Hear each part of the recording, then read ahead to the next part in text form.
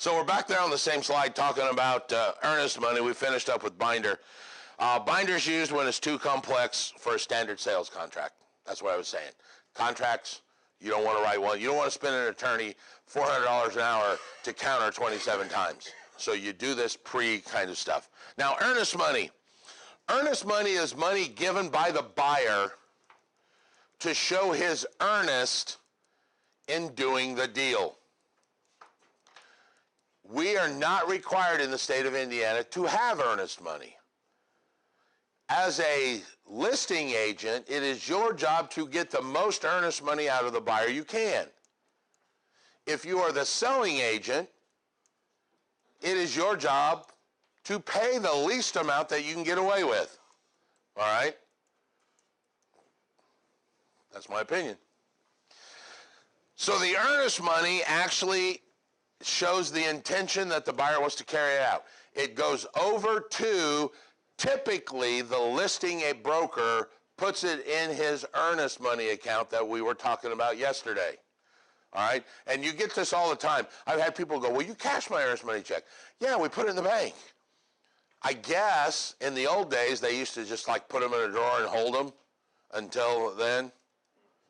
That's stupid because they could just stop payment on that earnest money. The earnest money is to hold the feet to the fire of the buyer to make sure that he just doesn't walk away. All right? So earnest money is a credit to the buyer. It counts on the credit side of a buyer. It's money he has prepaid before he goes to closing. All right? Now, here's another thing that we all say wrongly, but I want to tell you the right way. Most listing agents say, oh, you're not going to do the deal. We're going to keep your earnest money.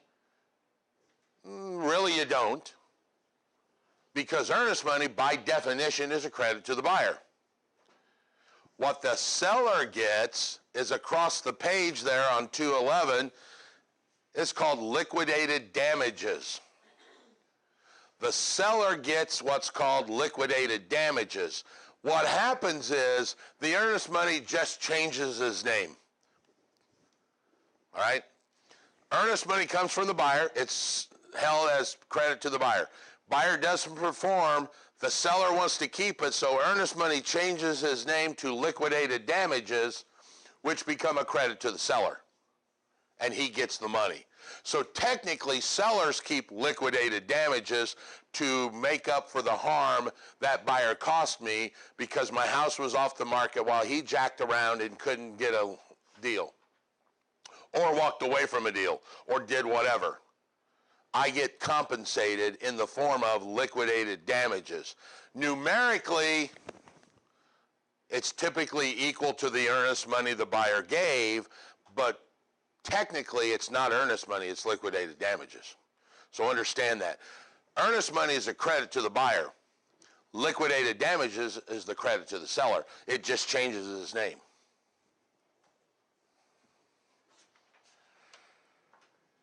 Equitable title there on 211, we're going to talk about at the end of this chapter a little more in depth, so I'm going to skip it right now. Indiana works under what's called the Uniform Vendor and Purchaser Risk Act, which specifically states the seller is liable for the property up until the closing. That makes sense, doesn't it? You can't go to closing and the seller goes, oh, by the way, that storm yesterday blew the roof off. Here's your house. No. I put an offer in on a house with a roof on it. You got to give me the house with a roof on it, and if you don't, it's up to you to make it back to the way it was when I put the offer on it. How would you handle if the seller decides to stop maintaining the home, the lawn, flowers? How would I handle if they stop maintaining it? This is the ultimate game of chicken. All right? That's what I was just talking on the phone with. The seller said the new windows were going to be installed. My agent just called me and said, hey, they're still sitting in the garage. And the first question I asked him was, how bad does the buyer want the house? Because the buyer now has two options. He can call the seller and go, you didn't uphold your end of the bargain that said the new windows were installed, so you are in breach. I don't want the house. Is he willing to walk away from buying that house for those 5 windows not being installed? If he is, okay, let's do it. Or is he not? Are you going to walk away from a $3 million house, Dusty, because they didn't mow the lawn the day of closing and it's now 6 inches tall? Your buyer's going to go, man, I really hate that seller, but I'll mow the lawn. So, and there are a lot of guys that play that trick. You know, like the light bulbs example I gave you. They know damn well taking every light bulb probably was illegal. They should have known that. But really, what are they going to do? What are you going to do? You going to chase me for them? Are you not going to buy the house for it? This is one last little I'm going to get you with as I walk out the door, and you're still going to buy the house and go pay for light bulbs. So you have that option. Now, yard is kind of a small option, so let's not use that one. Let's go with this windows that's truly going on. They're closing right now as we speak. There's other things to consider. Because Brent's like, well, I don't know what the buyer's going to want to do. I said, well, let me ask you another question. Is the buyer's stuff all sitting in the U-Haul in the driveway that you're getting ready to close and he can't go back to his house? That may play into, am I going to take the house or not? You know, we've had that happen. Where the buyer said, hey, there's something wrong. I'm like, well, what do you want to do? He goes, I got to take it. My wife and kids are sitting in the U-Haul right now. We've already moved out of the house, closed on our house. They took possession of our house. We stayed in the hotel last night. We're buying today. We're going straight to the house from here. If we don't close, where are we going?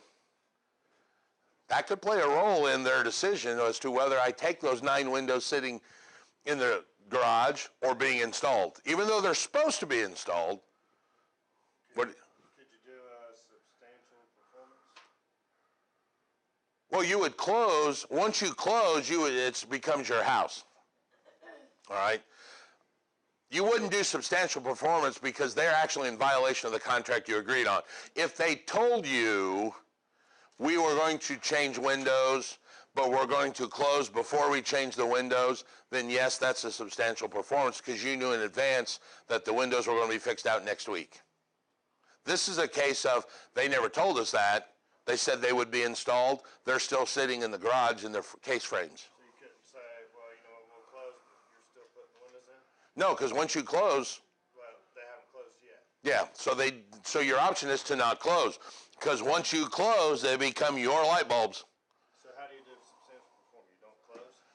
No, you would close under the agreement that it's not done. Do that right now? Yeah. That's not the agreement we agreed on. Why would we back down? We agreed on full performance. Well, because either move in with it outdone or... The answer is no. You can fight me as much as you want. I'm just trying to Yeah, understand. the answer is no. It would be your sod story. But see, on the sod story, we knew going into the closing that it wasn't going to be done. So we agreed at the time of the contract formation that it was going to be a substantial performance. They've already got all the papers. Yes, we already knew it going in. This is a case of we expected full performance. The day of closing, we found out they didn't do what they want to do. Could we agree to back down and make them do that? Yeah, but now we got to call the other agent. But why would we do that, I guess? Because we're coming down from full to a substantial. So in this, just a little more information on that. Do you know what they've agreed on? Are they going to pay for them to be installed? Is that all being worked on right now? It's all being worked on right now. Okay, so they're going over the Yeah. table. They may close, they may not. Can they... Okay, so they're sitting there. Can they, the buyer, say, here's $1,000, go put the windows in yourself? Definitely maybe. Because I don't know that you can give money. There comes the problem. The question was, could he give him money to do that? In the old days, before TRID came along, TRID, which we haven't got to yet, which is the Truth in Lending Disclosure Real Estate Settlement Procedure Act, says no money can go back across the table, all right? We did a deal several years ago during the walkthrough. We saw a body print on the drywall. They busted in the drywall, and it literally looked, You could definitely tell in the drywall that it was somebody like this. All right? So we called the other guy, and we're like, what the hell? He's like, well, my clients were moving out, and they involved couches with Budweiser, and one of them fell against the wall while moving the couch and crushed the drywall. I said, well, we want it fixed. He's like, well, let me get my hold of my client, I'll call you back. So he called us back, and he's like, look, we don't have time to close this. My guy will give you $300 at the closing table. You guys can have it fixed.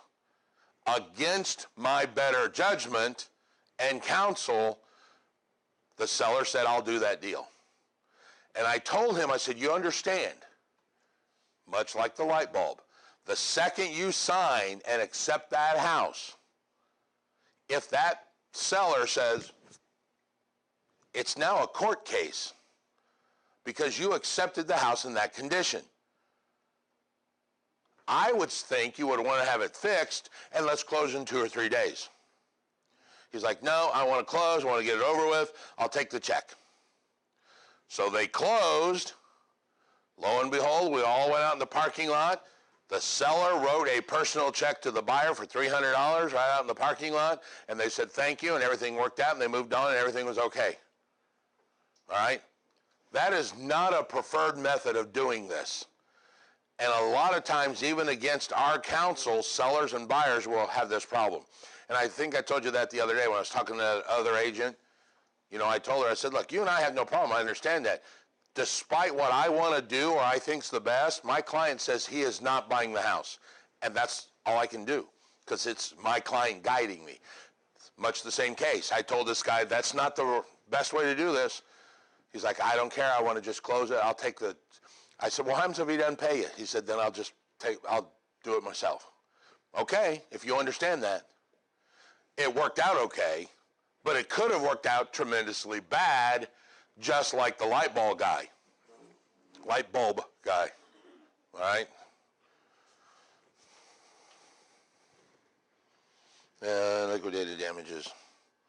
So the destruction works under the Uniform Vendor Purchaser Risk Act. All right, I want to jump. Once again, there's provisions of a sales contract. Not a whole bunch that we're going to talk about in there because every sales contract in every state's different, so there's never going to be a question on the exam that says name 4 provisions in a sales contract. All right? A contingency, tell you what, I'm going to stop this audio and go to the next one.